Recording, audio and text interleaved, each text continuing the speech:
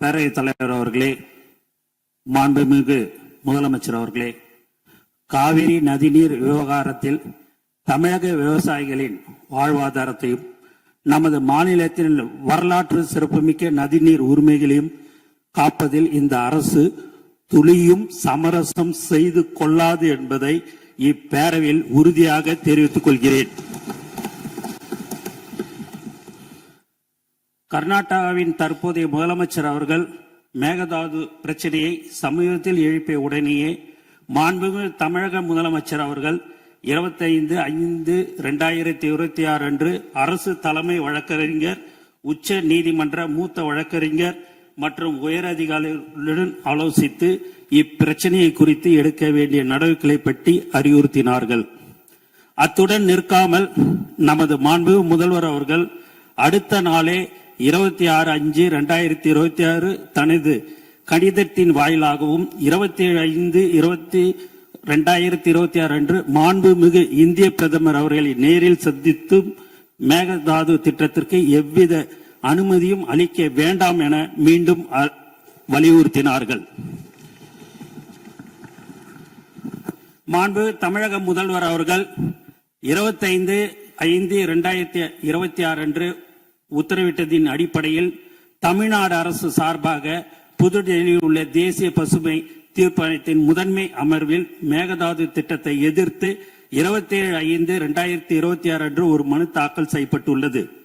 இந்த சூழலில் மாண்பு தமிழக முதல்வர் அவர்கள் 18/6/2026 அன்று அமைச்சர்கள், சட்ட வல்லுநர்கள் மற்றும் காவேரி தொழில்நுட்ப குழு மற்றும் பன்மாநில நதிநீர் பிரிவினை தலைவர் ஆகியோருடன் ஆலோசித்த பின்னர் மேகதாது திட்டத்தை எதிர்த்த ஒரு தீர்மானத்தை முன்மொழியலாம் எனவும் அதற்கு அனைத்து சட்டமன்ற உறுப்பினர்களின் ஒருமித்த ஆதரவை கோரலாம் எனவும் முடிவெடுத்தார்கள். காவேரி நதிநீர் விவகாரத்தில் ஒருமனதாக ஏற்றப்பட்ட தீர்மானத்தில் மாண்புமிகு எதிர்க்கட்சி தலைவர் அவர்கள் 4/3/2026 அன்று தமிழ்நாடு அரசு ஒன்றிய அரசுக்கு மேகதாது அணை விவகாரம் குறித்து ஒரு புதிய நடுவர் மன்றம் அமைக்க முன்மொழிகள் அனுப்பியதும் குறித்து தீர்மானத்தில் சேர்க்க கோரிக்கை வைத்தார். அதன்படி இப்பேரவையில் 19/6/2026 அன்று நடுவர் மன்றம் அமைக்குமாறு வலியுறுத்தி ஒருமனதாக தீர்மானம் நிறைவேற்றப்பட்டு அதன் நகலை அன்றே தனது நேர்முக கடிதம் வாயிலாக மாண்புமிகு முதல்வர் அவர்கள் மாண்புமிகு இந்திய பிரதமர் அவர்களுக்கு அனுப்பியுள்ளார்கள் என்பதை குறிப்பிட விரும்புகிறேன். இவ்வாறு தமிழர் நலன் கருதி இந்த அரசு மாண்புமிகு முதல்வர் அவர்களின் ஆலோசனைப்படியும் மேகதாது திட்டத்தை முறியடிக்க அனைத்து நடவடிக்கைகளும் தொடர்ந்து எடுத்து வருகிறது. ஆனால் சிலர் நடுவர் மன்றம் அமைக்குமாறு கோருவது சரியான அணுகுமுறை அல்ல என கருதுகின்றனர். சில தரப்பினர் பரப்பி வரும் தவறான புரிதலுக்கு முற்றுப்புள்ளி வைக்கும் வகையில் நமது அரசின் நேர்த்தியான அணுகுமுறை பற்றி இந்த மாமன்றத்தில் தெளிவுபடுத்த விரும்புகிறேன். கடந்த நவம்பர் 13/2025 அன்று மேகதாதுக்கு எதிராக நாம் தொடர்ந்த வழக்குகளை உச்ச நீதிமன்றம் மேகதாது அணை திட்டம் ஆரம்ப நிலையில் தான் உள்ளது என கூறி தள்ளுபடி செய்தது.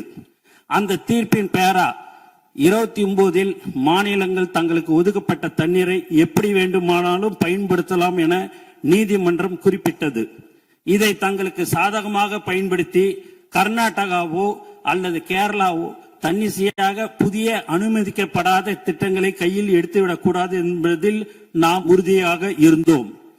டிசம்பர் 2025 ஒன்றிய அரசு தன்னிச்சையாக காவேரி நீர்வள திட்டங்களை மதிப்பீடு செய்வதற்கான வழிகாட்டுதலை வெளியிட்டது. மேலும் கடந்த மே 2026 நாளிட்ட ஒன்றிய ஜல் சக்தி அமைச்சகத்தின் கடிதம் மூலம் மத்திய நீர்வள ஆணையம் CWC கர்நாடகாவின் மேகதாது திட்ட அறிக்கை DPR மீது தனது தொழில்நுட்ப கருத்துக்களை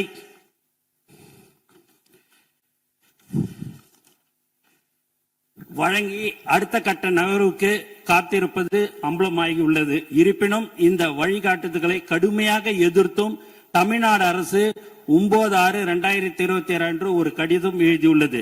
இந்த சூழ்நிலையின் தீர்வை கருத்தில் கொண்டு ஏற்கனவே குறிப்பிட்டவாறு நமது மாண்புமிகு முதலமைச்சர் அவர்கள் அண்மையில் 27/5/2026 மாண்புமிகு இந்திய பிரதமர் அவர்களை நேரில் சந்தித்து மேகதாது அணை விவகாரம் குறித்த தமிழ்நாட்டின் நியாயமான கவலைகளை குறிப்பிட்டு கோரிக்கை மனு சமர்ப்பித்துள்ளார்கள். தமிழ்நாட்டின் ஒப்புதல் இல்லாமலும் நடுவர் மன்ற தீர்ப்புக்கு முரணாகவும் மேகதாது பகுதியில் எந்த ஒரு கட்டுமான பணிகளும் அனுமதிக்க கூடாது என்று அக்கோரிக்கையில் மிகவும் வலியுறுத்தி கேட்டுக்கொள்ளப்பட்டுள்ளது. 2018 உச்ச நீதிமன்ற தீர்ப்பின் மூலம் தமிழ்நாட்டிற்கு உறுதி செய்யப்பட்ட 50% நம்பகத்தன்மை கொண்ட 740 TMC தண்ணீர் பங்கீட்டை எந்த ஒரு புதிய நடுவர் மன்றமும் மாற்ற முடியாது. எனவே கர்நாடகா தமிழ்நாட்டிற்கு அளிக்க வேண்டிய 176.25 TMCயில் எந்த மாற்றமும் ஏற்படாது. 177.25 TMCயில் எந்த மாற்றமும் ஏற்படாது. 1956ஆம் ஆண்டு நதிநீர் தாவா சட்டத்தின் பிரிவு 4(1) படி ஏற்கனவே தீர்க்கப்பட்ட பிரச்சனையை மீண்டும் திறக்க சட்டத்தில் இடமில்லை. 2018 தீர்ப்பில் உபரி நீர் சர்ப்ளஸ் வாட்டர் குறித்து துல்லியமாக கணக்கிடப்படவில்லை. இதனை பயன்படுத்தி கர்நாடகா உச்ச நீதிமன்றத்தில் ஏற்கனவே ஒரு அசல் வழக்கை தொடர்ந்தது. 1956 நதிநீர் தாவா சட்டத்தின்படி இத்தகைய புதிய நதிநீர் பிரச்சனையை ஒரு நடுவர் மன்றத்தால் மட்டுமே தீர்க்க முடியும் என்பது உச்ச நீதிமன்றத்தில் நமது வாதமாகும். காவேரி மேலாண்மை ஆணையம் CWMA கர்நாடகாவின் விரிவான திட்ட அறிக்கையை DPR நிராகரித்து விட்டது என்று கூறுவது முற்றிலும் தவறானது. காவேரி மேலாண்மை ஆணையம் CWMA கர்நாடகாவின் விரிவான திட்ட அறிக்கையை DPR நிராகரிக்கவில்லை. மாறாக எவ்வித கருத்தும் கூறாமல் மத்திய நீர்வள ஆணையத்திடமே CWC திருப்பி அனுப்பியுள்ளது. எனவே ஆபத்து இன்னும் நீங்கவில்லை. மாண்புமிகு பேரவைத் தலைவர்களே, ஒன்றிய அரசும் கர்நாடகாவும் புதிய வழிகாட்டுதலின் கீழ் மேகதாது திட்டத்தை மறைமுகமாக மேற்கொள்ள முற்படும் வேளையில் நாம் கைகளை கட்டிக்கொண்டு வேடிக்கை பார்க்க முடியாது.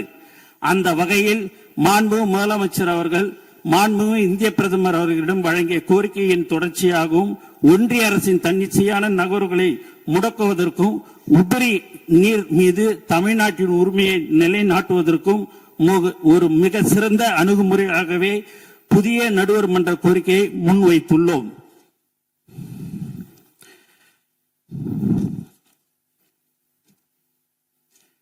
புதிய நடுவர் மன்றம் அமைவதால் தமிழ்நாட்டிற்கு எந்தவித பாதிப்பும் ஏற்படாது என்பதை இப்பேரவைக்கு மிக உறுதியுடன் தெரிவித்துக் கொள்கிறேன். நன்றி.